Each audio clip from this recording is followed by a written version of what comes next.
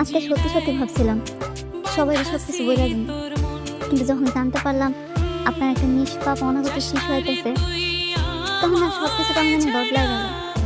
শিশুটা জন্মের পর কি দেখবে? তার বাবা মার বিচ্ছেদ হয়ে গেছে, তার বাবা একটা চরিত্রহীন। তার তখন কেমন লাগবে? তার ভবিষ্যৎটা সে কেমনে গড়বে? শুধুমাত্র ওর কথা চিন্তা কইরা আমি আর কাউকে কিছু করি না। আমি তো ভেবেছিলাম তুই সবকিছু বলে দিয়েছিস, আর সেই জন্য ভেবেছিলাম আমি সুইসাইড করবো, আর নয়তো আত্মসমর্পণ করবো। স্যার, আল্লাহ তো আপনাকে সব কিছু দিছে, ধন সম্পদ বাড়ি গাড়ি, কোনো কিছুর অভাব রাখে নাই। আমগো দিকে ফিরে তাকান, আমগো কি অবস্থা?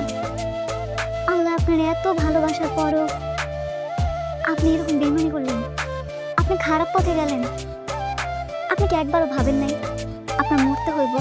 আমি না অন্ধ হয়ে গেছিলাম রে, শয়তানের প্ররোচনায় পড়ে আমি পাপ কাজে লিপ্ত হয়ে গেছিলাম। আমি না বুঝতেই পারিনি